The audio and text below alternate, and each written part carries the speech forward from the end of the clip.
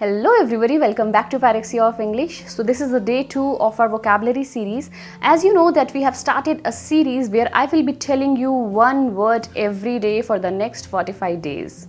And these are the words which you will find very useful for your writing as well as speaking sections. Along with the word, I'll tell you the proper pronunciation of it, its synonyms and its uses in the sentences. And the examples I'm going to take for these words are going to be related to the categories from where the IELTS Task 2 questions are being framed. I'll tell you along with this that in which kind of essay you can use this word properly.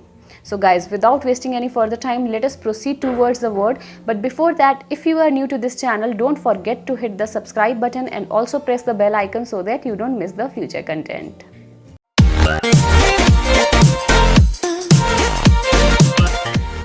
So today's word is jeopardize. Jeopardize. You can refer to the spelling and the phonetics of this.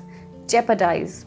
I know the pronunciation seems to be a little difficult, but इसीलिए मैंने आपके लिए ये 3 chunks में break कर दिया है. I have broken the word into 3 chunks so that you can practice each one of them and then we will try to collectively pronounce it. कि अलग अलग जब बोलना आ जाए उसके बाद उसको इकट्ठा करके जो है हम बोलने की कोशिश करेंगे. So let us try. Jeopardize. Jeopardize. Jeopardize. Jeopardize. Yes guys, अगर आपको लगता है कि एकदम से बोलना मुश्किल है तो आप उसको अलग अलग तोड़ लिया करिए. कोई भी वर्ड है उसको अलग अलग तोड़ के जब हम प्रोनाउंस करने की कोशिश करते हैं, उसकी स्पेलिंग पता करने की कोशिश करते हैं तो वो चीज़ थोड़ी सी ईजी हो जाती है.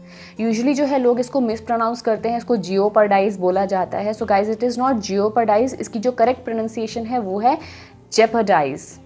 Jeopardize. It means to put something or somebody in danger or at risk. किसी भी इंसान को या किसी भी चीज़ को अगर खतरे में डालने की, जोखिम में डालने की बात हो रही है तो वहाँ पे जो है हम ये वर्ड यूज़ करते हैं. ये एक वर्ब है. Jeopardize is a verb and its noun form is jeopardy. Jeopardy, which means danger, risk या खतरा. जेपर्डी का मतलब खतरा. तो जहाँ पे भी डेंजर है, खतरा है, वहाँ पे आप जेपर्डी यूज़ कर सकते हैं. यहाँ पे खतरे में डालने की बात हो रही है, वर्ब की फॉर्म में हमें यूज़ करना है, वहाँ पे हम जेपर्डाइज यूज़ करेंगे. और आपकी राइटिंग सेक्शन में यूजली जो है वो जेपर्डाइज वर्ड यूज़ होगा. जेपर्डी बहुत कम यूज़ करते हैं हम. इसके 2 सिनोनिम्स हैं. पहला endanger, the second one is threaten. तो जहाँ पे भी थ्रेटन की बात आ रही है या एंडेंजर की बात आ रही है तो वहाँ पे आप जेपर्डाइज वर्ड यूज़ कर सकते हैं. Now let us see how we can use this word in sentence. और ये दोनों सेंटेंसेस जो हैं ये आपके राइटिंग टॉपिक के ही रिलेटेड हैं.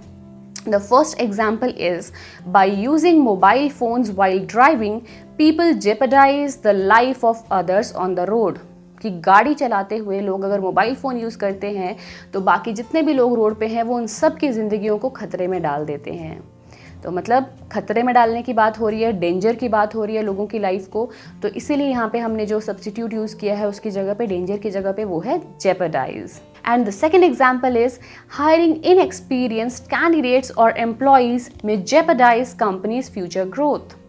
मतलब कि अगर कंपनी जो है रिक्रूट करती है, रखती है इनएक्सपीरियंस लोगों को, इमेच्योर लोगों को, तो उसके कारण कंपनी की जो ग्रोथ है आने वाले समय में वो खतरे में पड़ सकती है. मतलब कि हो सकता है कंपनी ग्रो ना करे. तो यहाँ पे भी हैम्पर होने की या डेंजर में होने की, रिस्क पे होने की बात हो रही है.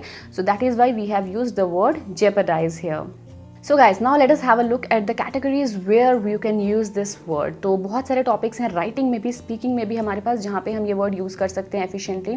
जैसे कि आपके पास एडवेंचरस स्पोर्ट्स या एक्सट्रीम स्पोर्ट्स का टॉपिक आता है, वहाँ आप ये वर्ड यूज़ कर सकते हो जहाँ पे भी डेंजर की या रिस्क की बात हो रही है. इसके अलावा एनवायरनमेंट का टॉपिक आता है, आप वहाँ पर इस वर्ड को यूज़ कर सकते हो. रोड एक्सीडेंट्स या रोड सेफ्टी का टॉपिक आता है, वहाँ पर आप यूज़ कर सकते हो इसको.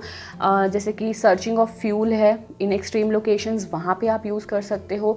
एनिमल टेस्टिंग का टॉपिक है, उसमें भी यूज़ कर सकते हो. For example, human beings have no right to jeopardize the life of animals just for the sake of developing medicines. कि इंसानों को कोई अधिकार नहीं है, कोई हक नहीं है एनिमल्स जो हैं उनको रिस्क में डालने का, डेंजर में डालने का, कुछ मेडिसिन जो हैं उनको बनाने के लिए. तो ये सारी चीज़ें हैं जहाँ पे हम ये वर्ड जो है एफिशिएंटली यूज़ कर सकते हैं. एंड आज पूरा दिन ये जो है वर्ड प्रैक्टिस करेंगे till we meet tomorrow with a new word.